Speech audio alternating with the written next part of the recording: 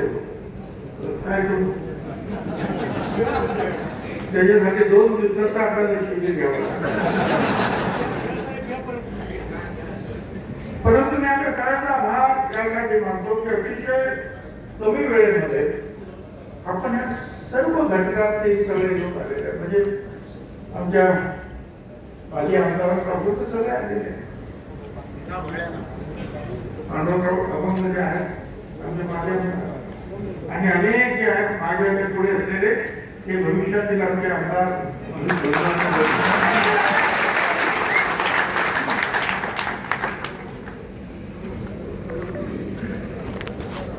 खरं तर काल मी नाशिकच्या लोकांना सुद्धा भेटलो आणि येवल्याला या घासरगावला गेलो. लोकांच्या मला जरा खिन्न होते आणि आज काही लोक आले मला सांगायला की साहेब येवला घासरगाव मतदारसंघामध्ये कोणीतरी गेल्यासारखे उकाळा जे आहे ही सगळी पसरलेली आहे. सगळीकडे दुःखात आहे. त्यांना समजतच नाही. हा मोठा शॉक जो त्यांना बसलाय तो त्यातून ते बाहेर येतो. खूप प्रयत्न केले त्यांना समजवण्याचे धीर देण्याचे. पण ही गोष्ट फक्त एवढा नसेल जाऊची ना. ही गोष्ट तमाम महाराष्ट्रातील सर्व मागासवर्गीय आहे. दलित असतील, आदिवासी असतील, हिंदू, मुस्लिम, सगळंच ओबीसी सगळं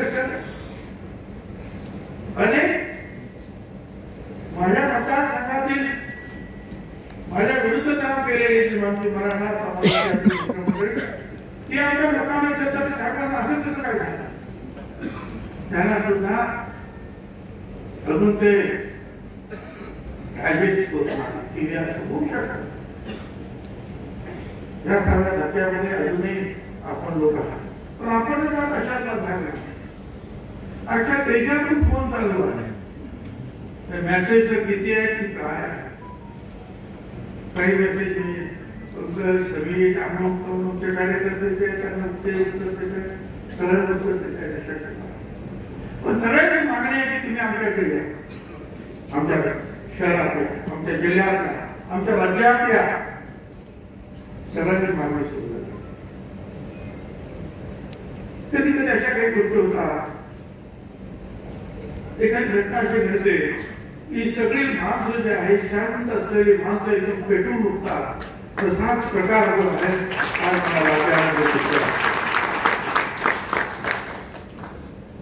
आपण जरी पेटून जर उठला तरी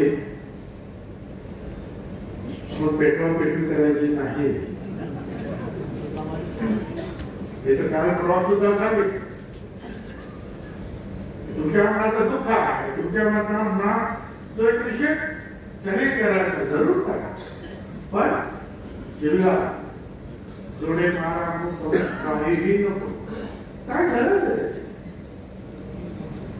ही माणसं त्यांना समजतं काय चाललंय. जे करताना सगळ्यांना समजतं काय करतात. रोज सकाळी 8 वाजता जे आहे ना राज्यात काय काय चाललं त्याचं ब्रीफिंग जे आहे ना मुख्यमंत्र्यांपासून होते. सगळं काय काय कुठले कुठे काय काय चाललं. त्याच्यामुळे ती काळजी करू नका. तुम्ही तुमचा विषय दाखवू नका. त्याच्यामध्ये थोडासा संयम ठेवायला आणि हे लक्षात घ्या की आपल्या बरोबर तुझे मागासवर्गीय दलित आहेत, आदिवासी, मुसलमान आहेत. त्यात आपण मराठा समाजाचे सुद्धा कार्यकर्ते आहेत. तिथे सुद्धा काही बसलेले हे सुद्धा माझ्या समोर बसले आणि घरी बसलेले आहेत.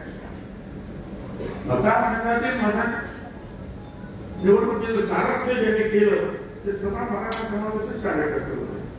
त्यांना आजपर्यंत शिव्या खाव्या लागतात. आणि मग काय झालं काय झालं तुमच्या मित्रांचं डोळ्यामध्ये असं त्यांच्या मला असं समजायचं ही माणसं त्याच्या बरोबर आहे. आपण एवढंच काय म्हणतो दुसऱ्या फुलांबरोबर मुलांचं जे शाळा निघाली ती भेड्याच्या वाड्यात भेडे ब्राह्मणच होते. अशा अनेक एक नाही दोन अनेक ब्राह्मण जे आहेत तिकडून जरा प्रभूत्र अनेक वेगवेगळे आहेत मदत केली ना. पण काही लोकांची मनोवृत्ती जे अनेक लोकांची मनोवृत्ती जी होती छोटी असते. थोडे तरी लोक त्याच्यामध्ये असे असतात की जे समजदार असतात. त्यांना वाटतं नाही हे बरोबर नाही हे चूक आहे. महिलांच्या शिक्षणाला मुलींच्या शाळेला विरोध करणारे हे तुमच्या आमच्याकडे सुद्धा लोक होते आणि तक्रार जे बाकीचे आपण होतो ते सुद्धा होते. पण सपोर्ट करणाऱ्यामध्ये सुद्धा मुस्लिम धर्माची जे आहे ती प्रतिमानी शेख सुद्धा होती आणि त्याचबरोबर जे आहे आपल्याला जागा देणारे जे आहेत ब्राह्मण समाजाचे लोक सुद्धा होते. त्यामुळे सगळेच आपले दुश्मन आहेत नाही. आपले जे एका आमच्या विरोधात आम्हाला संपाला निघालेले आहेत त्यांना आमचा विरोध आहे. त्यांना शक्तीचं चक्र उलट फिरवायचं आहे त्यांना माझा विरोध. नष्ट करण्यासाठी आम्ही प्रयत्न करतो. शेवटी आरक्षण आहे काय कशासाठी म्हणजे किती आरक्षणाने एका दिवसात एका वर्षात 5 वर्षांमध्ये सगळे प्रश्न सुटत नाही. सगळे प्रश्न सुटले असते पण ते दलित आणि आदिवासींना एवढ्या मोठ्या प्रमाणात लोकसभे विधानसभे आणि इतर ठिकाणी मोठ्या प्रमाणात आरक्षण आहे. आपल्याला कितीतरी दलित समाजाचे आहेत कलेक्टर एसपी सापडते आदिवासी समाजाचे सापडते. पण आजही झोपडपट्ट्या गेलेच होतं तेच माझे गरीब बांधव दलित आदिवासी सापडतात. पण असा एक भ्रम करून दिला बस आरक्षण मिळालं की आरक्षणाचा हेतू बाबासाहेब आंबेडकरांचा होता. महात्मा ज्योतिराव फुले होते. महात्मा ज्योतिराव फुलेंनी त्यावेळेला म्हटलं की कामे द्यावे वाटणं जातीच्या प्रमाणात म्हणजे काय सगळ्या जातींना जे आहे तुम्ही कामं शिक्षणाच्या बाबतीमध्ये सगळ्यांना शिक्षण प्रमाण आहे. ही जी मागासवर्गीय मंडळी ती हळूहळू पुढे येतील त्याच्यासाठी त्यांना आरक्षण त्याच्या काही लोक जे आहेत मोठ्या मुद्द्यावर जातील आणखी त्यांच्याबरोबर इतर लोक जातील. ही प्रक्रिया हळूहळू 5000 वर्षातील या जातीचं जे चांगलं सगळं सुरू आहे देशामध्ये आणि हजारो जाती ज्या आहेत त्याचा हजारो मागासवर्ग काही शेकडा असतील कदाचित की त्या पुढार घेतात. पण हे जर बदलायचं असेल केंद्र त्याला वेळ तर लागेल. आणि म्हणून हे आरक्षण बरं मराठा समाजाला आपण कधी विरोध केला आतापर्यंत 3 वेळा मराठा समाजाला वेगळा आरक्षण द्या म्हणून कायद्याचा मुद्दा विधानसभेत आला मंत्रिमंडळात आला वेगळा हात त्यांना वेगळा आरक्षण द्या.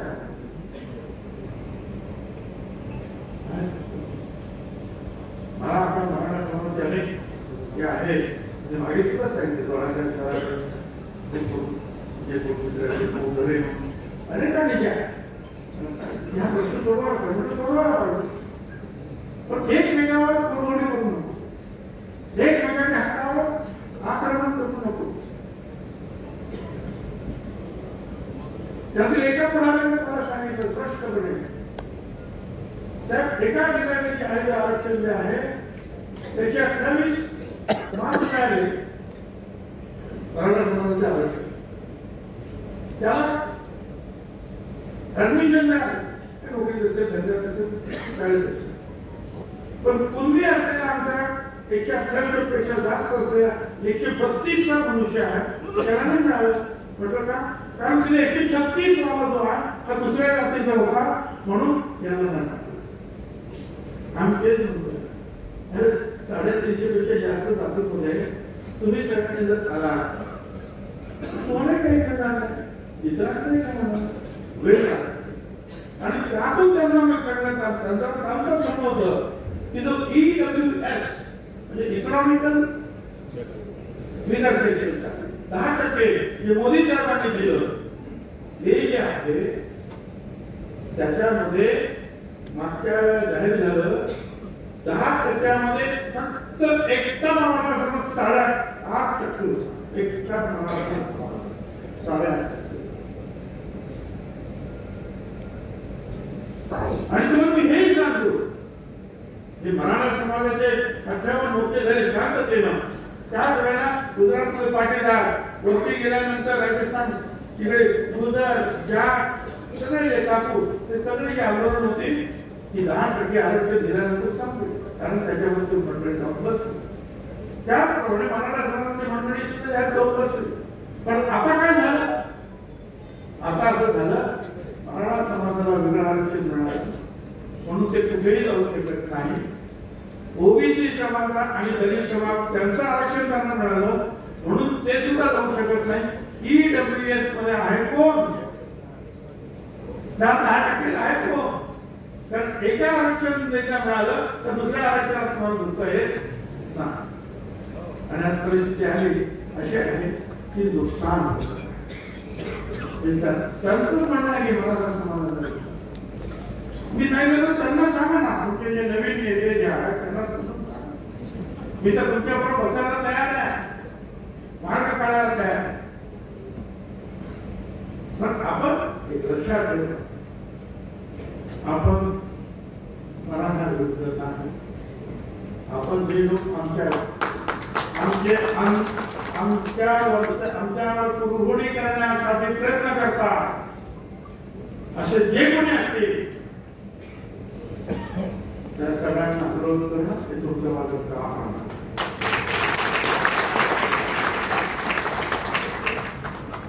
जरा ठणकावून सांगावं लागेल.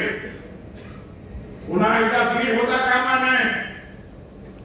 आमदारांची घरं जाळा, हॉटेल जाळा, शिक्षण संस्था जाळा आणि भाग होता कामाने सांगता कामा. आणि त्यावेळेस ते झालं आणि मी सगळं वर्तमानपत्र आणि त्याच्यावर पाहायला गेलो आणि धावत गेलो आणि उभा लोक घाबरलेले, नेते घाबरलेले, नेते सुद्धा घाबरले. कुणी निषेध केला सांगा, कुणी त्याच्यामध्ये बोलले सांगा. नेते जिथे घाबरले त्याचे सामान्य जनता किती घाबरले.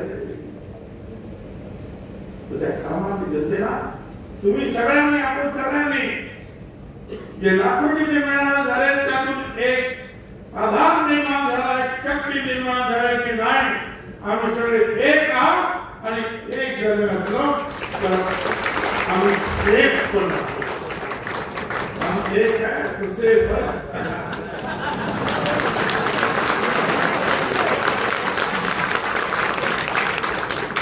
असा सेफ आहे आपण सगळे हिंदू मुसलमान सगळे सेफ आहोत. ओबीसीची मंडळी, मागासवर्गीय मंडळी एक असतो तो. होय, मुस्लिम समाजामध्ये सुद्धा मी त्यावेळेला त्याच्यामधून काय घेऊ शिबिरांचे दिलीप कुमारजी आले होते मंत्रालयात. त्याने सांगितलं भुजबळजी तुम माळी समाज के है? बोला हाँ. तो तुमको आरक्षण है? बोला हाँ. तो मैं बागवान हूँ, मतलब माली हूँ, तो मेरा मतलब नहीं है. मतलब बराबर है, तुम माली है तो तुमको मिले तो मैं भगवान हूँ, बराबर है. त्याच्याला सत्ता आहे म्हणजे कासा तिथे बनियार हे असे डेकोरेशन आहे तिथे घटिक आहे. आणि त्याच्यात काही लोकांना त्यावेळेला पवार साहेब मारत होते.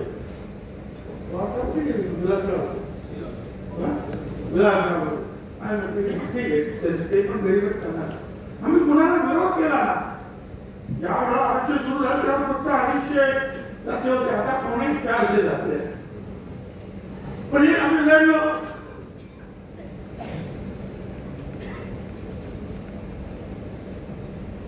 आणि आता पुन्हा निवडणुकीला आपण उभे अनेक लोक या देऊ सगळे होते. अनेक लोक आमचे जे आहेत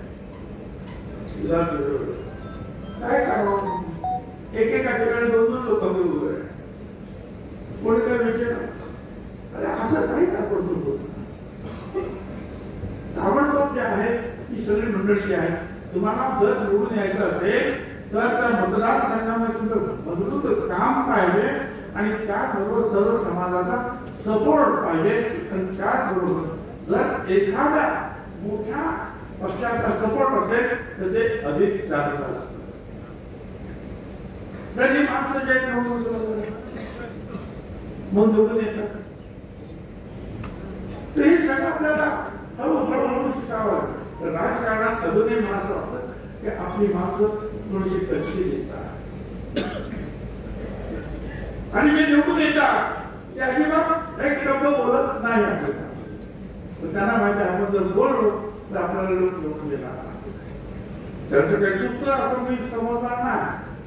कारण माझ्याकडच्या मतदारसंघामध्ये ज्या वेळेला महाशय आले तिथे सराईंचे लावलेले जे आणि मी आजारी आहे, आता माझं काय होणार माहीत नाही, पण माझ्या लेकराबाळांचं पुढे काय होणार आहे हा मनुष्य याला पाहला म्हणजे मला पाहला खूप त्याचा परिणाम सुद्धा झाला. परिणाम असा झाला की जवळ 60-70 हजार मतं माझी कमी झाली. पण त्याच्या सगळ्या लोकांनी हिंदू मुसलमान मराठा समाजाचे सुद्धा आपले लगभग 5% का 10% काय असतील तर ते आम्हाला पडलेच. परंतु संपूर्ण आदिवासी समाज, संपूर्ण दलित समाज, संपूर्ण मुसलमान समाज, संपूर्ण गुजराती मारवाडी समाज, संपूर्ण ओबीसी समाज एक गोष्टीनं उभा राहिला आणि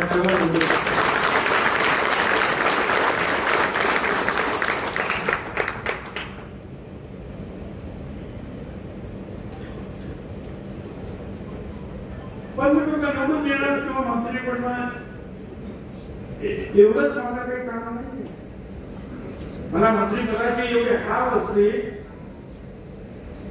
तर मी मंत्री 16 नोव्हेंबरला मंत्रिपदाचा राजीनामा देऊन मग 17 नोव्हेंबरला जालन्यातील अंबडला आपल्या जाहीर सभेसाठी आलो नसतो.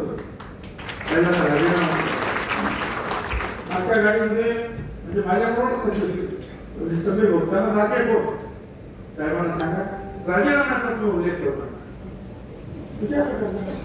नाही केलं. पण हे इंडिकेशन त्याच्याकडे दिलं त्यांना. 2.5 महिन्यानंतर ज्या वेळेला एक सदस्य माझ्या विरुद्ध काहीतरी अवाच्य बोलले त्यावेळेला मी सांगितलं मी राजीनामा नगरच्या मीटिंगमध्ये मी सांगितलं. प्रश्न जो आहे तो हा नुसता मंत्रिपदाचा नाही. प्रश्न तुमच्या अस्मितेचा आहे. श्रेष्ठ अनुभव हो होय, पण एखाद्या समाजासाठी घेऊन शेवटपर्यंत लढण्याची माणसं आपल्याला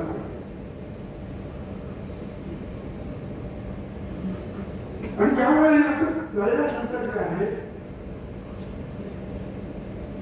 आशयाचा धक्का सगळ्यांना बसतो. तुम्ही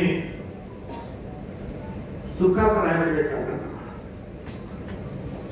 एवढंच कभी डर न लगे, कभी डर न लगा मुझे फासला देकर मैं बढ़ता गया रास्ता देकर.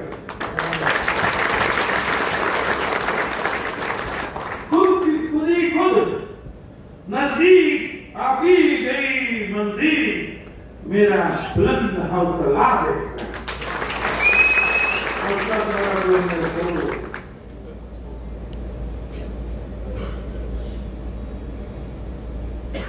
आणि कुठे निवडणुका संपल्याच काय ना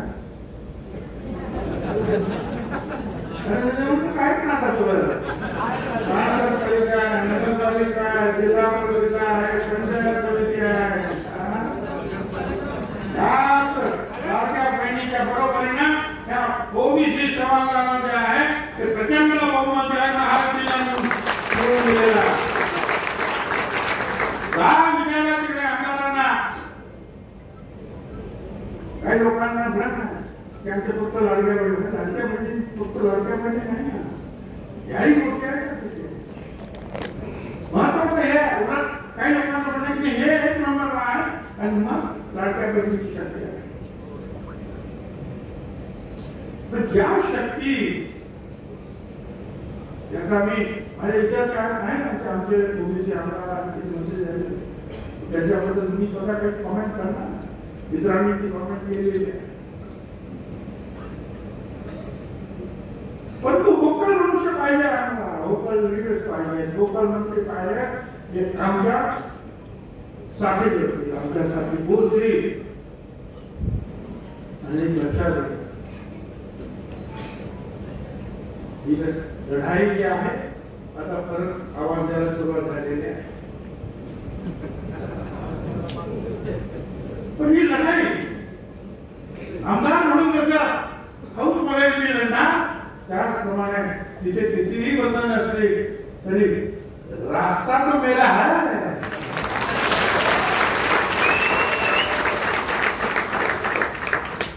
रस्त्यावरती लढाई आम्ही करतो.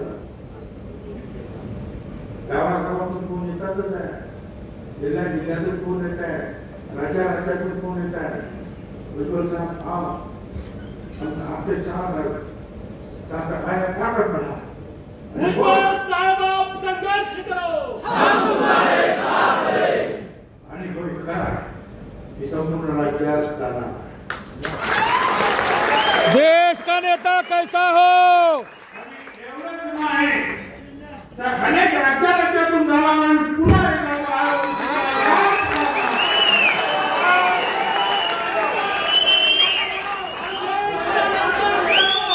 छगन भुजबळ साहेब तुम्हारे जैसा हो.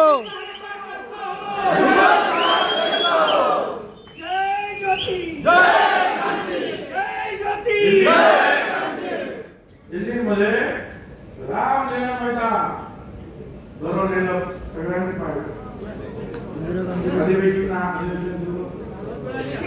सगळ्या राजस्थान पासून बिहार आमचं मैदान पाऊस पडला तरी बसले. पटना बिहार 7 लाख लोकांचं मैदान आहे, गांधी मैदान. जयप्रकाश नारायण साहेबांची इंदिराजीची बांगलादेश आणि पाकिस्तान तुटल्यानंतर ही सभा आणि आपल्या महात्मा फुले समता परिषदेची पूर्ण मैदान झाला होता. लालूजी आणि इतर नेते जे आहेत राजस्थानात सभा झाला, गुजरात मध्ये, यूपी मध्ये झाला, सतना मध्य प्रदेश. त्यामुळेच हे घडत आहे. जावं लागेल, त्याच्यानंतर एकत्रित करावं लागेल. जोपर्यंत आपण एकत्रित उभे राहणार नाही, तोपर्यंत आपलं जे काही लोकांचे आपल्याबद्दल काही वेगळंच मत झालेलं आहे असं वाटत.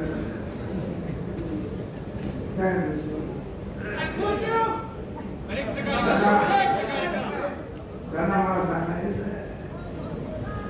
मेरे बारे में कोई राय मत बनाना गारी, मेरे बारे में कोई राय मत बनाना गारी. एक ऐसा दौर आएगा, मेरा वक्त भी बदलेगा और मेरी राय भी बदलेगी.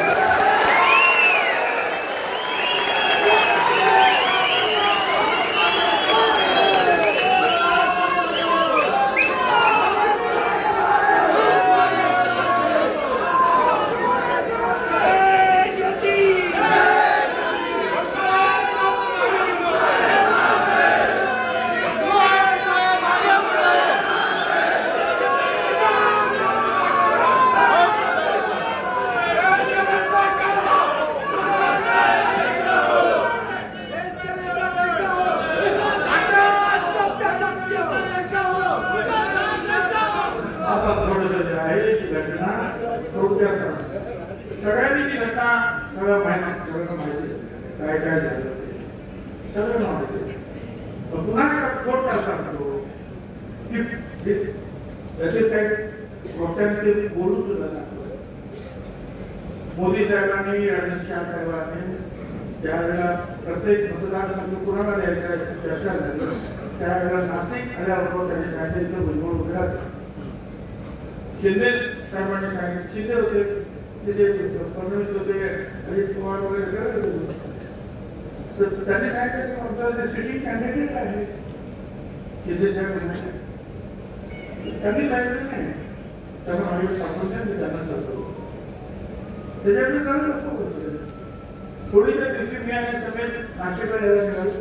अर्ध्या वर्षातून प्रफुल्लभाई पटेल तटकरे आणि अजितदादा यांच्या ताबडतोब अजितदादांच्या घरी आम्ही ते काय झालं कोणी असं असं झालं रात्री 3 वाजेपर्यंत आम्ही राहून उशिरा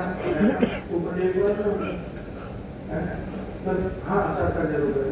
मी तर तिकीट मागितलं नाही तर उन्हाताना पुढे पण नाही तुम्हाला जुगार पण सगळे बोलू नाही तुम्हाला जुगार त्यांनी सांगितलं आम्ही काय करणार. मग म्हटलं 24 तास द्या उद्या येतो.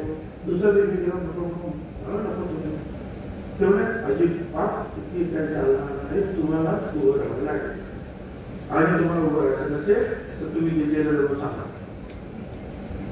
बरोबर घरात आलो नाशिकमध्ये सगळ्याच समाजाशी सगळ्याच धर्माशी सगळ्याच घटकांचे चांगले संबंध आपले प्रचंड कामाचं हे जे काय उभं केलेलं आहे सगळ्या नाशिकमध्ये रस्ते असेल गाडी असेल एअरपोर्ट असेल मेट्रो ट्रॅव्हल असेल किंवा वॉटर असेल काही काही असेल सगळ्या वाटा पुन्हा एकदा नाशिकमध्ये जे आहे डेव्हलप झालेला काय निश्चितपणे तुम्हाला तिकडे सुद्धा वेळ लागते आणि जास्तीत जास्त आपल्याला योजना मिळते. आणि एक आठवडा गेला मला नावच नाही गेले 2 आठवडे गेले नावच नाही गेले 3 आठवडे झाले नावं संपायची वेळ आली तरी ना 4 आठवडे झाल्यानंतर हे शेवटी 2-4 तासात आले होते जाहीर मी म्हटलं बस आता किती थांबायचं मला काय मी तर मागितलं नव्हतं तुम्ही सांगितलं उभं राहायची तयारी केली आणि वाट बघतोय मी काही सर्व करणार नाही मी स्वतः काय केलं मी उभं राहतो. पण त्यावेळेला त्या दिवशी कुणीही काही सांगितलं नाही मला की नाही भुजबळ साहेब तुम्ही उभे राहणार नाही 10 दिवसांनी मग बोलायला मग भुजबळ साहेबांनी घाई केली आणि मी घाई केली तर ठीक आहे पण तुम्ही पण घाई करायची होती ना दाखवतो सांगायची घाई केली ना ठीक आहे पुढे मग काय झालं ते निकाल काय लागले त्याच्यामुळे आपलं त्याच्यामुळे नाराजी आली त्याच्यामुळे आम्ही 5-6 ठिकाणी उलटे निकाल लागले ठीक आहे काय आपल्याला सांगा करणं राज्यसभा आली मला सांगण्यात आलं की सुनेत्र ताई आहे त्या प्रजा तर त्यामुळे आपल्याला विचार करावा ठीक आहे काय करणार ठीक आहे. दुसरी आणखी एक राज्यसभा आली ती राज्यसभा होती 7ची जागा आपण मिळाली परंतु ती बीजेपीला पाहिजे होते उदयनराजेसाठी बीजेपीने सांगितले तुम्हाला आम्ही एक राज्यसभा देतो ती जागा आम्हाला द्या. त्या जागेवरून लढण्यासाठी नितीन पाटील म्हणून प्रयत्नशील होते मकरंद पाटील आमदार त्यांचे भाऊ ठीक आहे. तर आमच्या अजितदादांना मान्य केलं आणि सांगितलं तुम्हाला नितीन पाटील तुम्ही जर माघार घ्यायला पाहिजे मी तुम्हाला खासदार करेन आणि तर त्याचं नाव आलं खासदार आणि म्हटलं तुम्ही विचारायला पाहिजे आम्हाला सगळ्यांना असं सांगण्यात एक खासदारासाठी पोस्ट देत असताना हे चर्चा तर करायला पाहिजे असं भाषण मग मला सुद्धा तुम्हीच सांगितलं होतं ना आणि मी सुद्धा तयारी करत होतो ना जो न्याय त्याला दिला तो न्याय मला नाही दे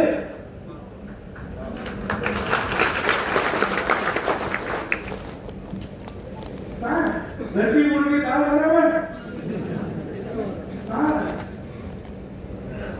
नाही तुमच्या गरज आहे ती राज्यामध्ये जास्त आहे, तुम्हाला लढावं लागेल. कारण अडचणीत आलं जाते की त्यावेळेला लोकसभेचे निकाल पुढे सोडले झाले, आपल्या पक्षाला पुढे न्यायचं असेल तर तुमचा चेहरा पाहिजे आम्हाला निवडणूक. काय झालं तर तुम्हाला मी सांगितलं, सगळ्यांच्या मिटिंग माझ्या विरोधात तिथे झाल्या. रात्र 10 वाजता दारावर जाण्यासाठी पुढारी आले, आंतरवेळी सराठी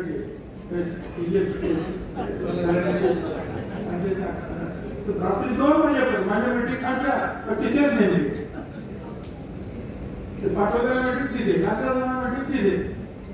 10 वाजता आमच्या मिटिंग बंद केल्या आम्ही. त्यांच्या मिटिंग 2 वाजेपर्यंत चालू. मग त्याचा परिणाम झाला, मतदान कमी झालं, पण आमचे लोक हिमती करतात. आता ती हिमतीने घडले, आता मला सांगतात ते, कारण मकरंद पाटलांना मंत्री करायचं त्यांनी केलं, तर मग त्याच्यात आम्ही सांगितलं की आता त्याच्या भावाला आम्ही राजीनामा द्यायला सांगतो कामगाराच्या. तो खाली मकरंद पाटलांना मंत्री करायचं केलं नव्हतं, त्या जागेवर तुम्ही द्या. म्हटलं कसं काय, तुमच्यावर तुम्हाला जायचं होतं ना, जायचं होतं पण आता काय वेळ काय काय मला पाठवायचं होतं तर निवडणूक उभाच करायचं नव्हतं ना, शासनाची निवडणूक झाली असते ना. महाराष्ट्राने निवडणुकीला उभं केलं आणि त्या लोकांनी जेव्हा तर काम करून माझ्यासाठी जेव्हा घडले ते टोपी फोडून घेतील ना. काय सांगू मी त्यांना, कारण राज्यसभेत ते मला पाठवणार, इथे मला ताबडतोब राजीनामा द्यावा लागेल, थोडी ठिकाणी राहता येत नाही.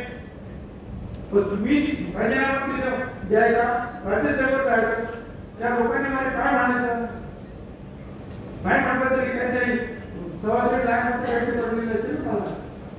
काय करायचं त्यांनी, कुणाला बोलायचं, कपाळ आपण घेतली. हे काय, मी माझ्या लोकांना आज सोडू शकत नाही.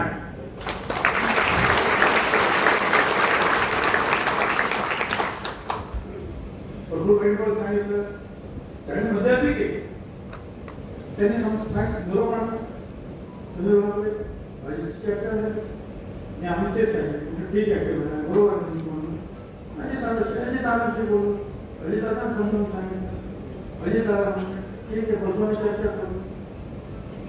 पण दुर्दैवाने कधी बसले नाही आणि पुढे चर्चा हे तुला कळलं होतं. पटेल यांनी सुद्धा प्रयत्नाची पराकाष्ठा केली, तुम्ही असं करू नका, तत्काळ करतो, तुम्ही असं करू नका, भुजबळ साहेबांना द्या. आणि एवढंच नाही तर राज्याचे मुख्यमंत्री देवेंद्र फडणवीस यांनी शेवटच्या क्षणापर्यंत आग्रह धरला की भुजबळ साहेबांना सतत 10 वर्षाच्या मागे होते, शेवटच्या क्षणापर्यंत असं करू नका, हे चुकीचं होतं.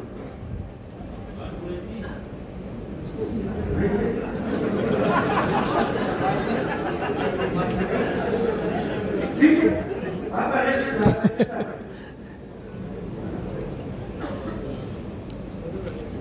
कोणी केलं, काय केलं, कुठे छोटे प्रश्न काय अर्थ नाही. मग यांनी केलं का त्याने, कोणीही नाही, कोणी बाहेरच्या नेत्याला दोष देण्यात आलं नाही. कारण प्रत्येक पक्षाचा जो नेता असतो आणि विधानसभेतील नेता असतो तो त्या विधानसभेतील प्रश्नाची जे काय असेल ते निर्णय तो घेत. कोण म्हणतो त्या पक्षाचे इतर कोणी सांगितलं का, या पक्षाचे कोणी सांगितलं, कोणी सांगितलं नाही. उलट सगळ्यांनी मला फोन आला, असं कसं करायचं. त्या दुसऱ्या पक्षाचे सगळे जे आहे त्यांचं कॉमेंट करा की हे काय असं कसं काय होऊ शकतं. म्हणजे काँग्रेस पक्षाचे ते झाले, पवारसाहेबांच्या पक्षाचे आहे, आणखी काय म्हणतो उद्धव ठाकरेंचे जे आहे, ते जातात भावांमुळे बीजेपीचा अध्यक्ष तो सुद्धा ओपनली जे आहे, उघड करण्याचे आहे सांगतो. आता काय करायचं मला एवढं सांगा. ठीक आहे, प्रश्न माझ्या आमदार मंत्रिपदाचा नाही. प्रश्न जो आहे हे जे सगळे प्रश्न जे आहेत समाजाचे जे उभे राहतील त्यावेळेला संरक्षणाचे भाव कोण उभी करणार? तुम्ही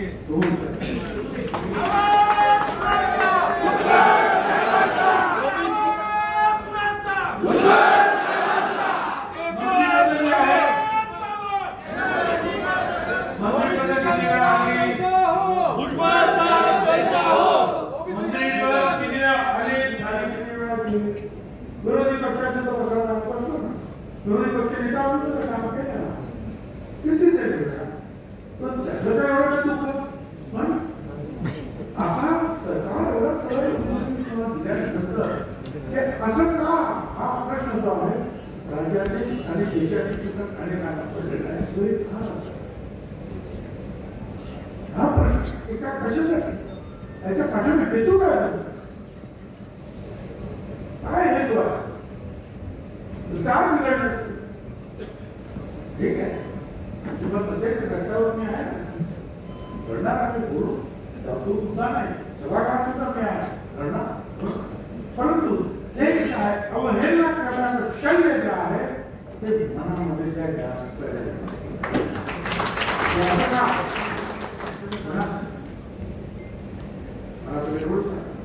अनेकांनी जे आहे काही सूचना सुद्धा केल्या असं करा तसं करा येऊन करा करून करा सगळ्यांची चर्चा करावी. मी आता परत उद्या परवा मुंबईला तुम्हाला सगळ्यांना आपण बाकीचे जे काही ओबीसीचे जे लिडर्स आहेत ते राजमध्ये लिडर्स आहेत त्यांचे फोन येत आहेत आम्हाला भेटायचं आपण चर्चा करा त्यांच्याबरोबर चर्चा करायला देशातील राज्यातील इतर काही लोकांवर चर्चा करायला लागेल आणि नंतर जे काही ते आपल्याला कदाचित पाऊल उचलावं काही नाही करून काय हे प्रश्न सुटत नाही. कुठेही काही गोष्टी मला असता नाही त्याच्यासाठी विचारपूर्वक जे काही करायचं असेल तरी त्यामुळे तुमची साथ मला पाहिजे आहे.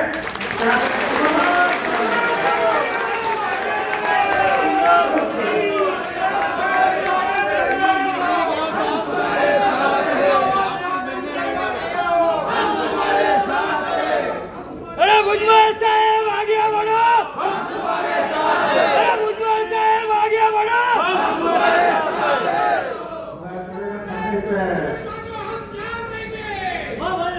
मी आप सगळ्यांना सांगायचे तो मैं मौसम नहीं हूँ जो पल में बदल जाऊं, मैं मौसम नहीं हूँ जो पल में बदल जाऊं, मैं इस जमीन से दूर कहीं और ही निकल जाऊं.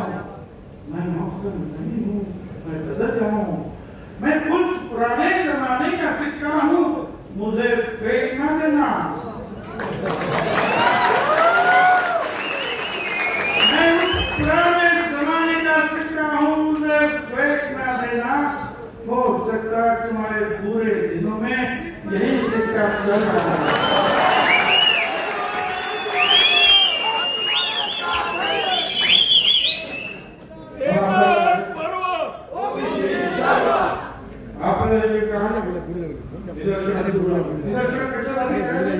लोकांना जागृती निर्माण शक्ती एक या विचारावरती राग पसरलेली आहे त्याच्यावर कुंकर माणूस परत प्रचलित करण्यासाठी पेटवण्यासाठी ती निदर्शन पाहिजे.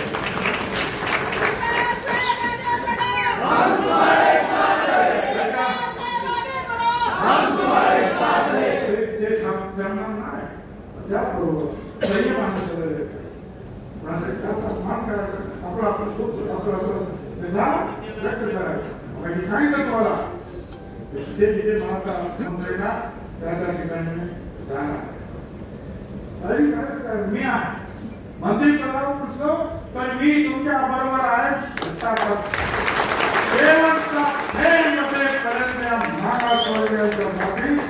लढता लढता जो आहे शेवटचा श्वास घेणारा जगत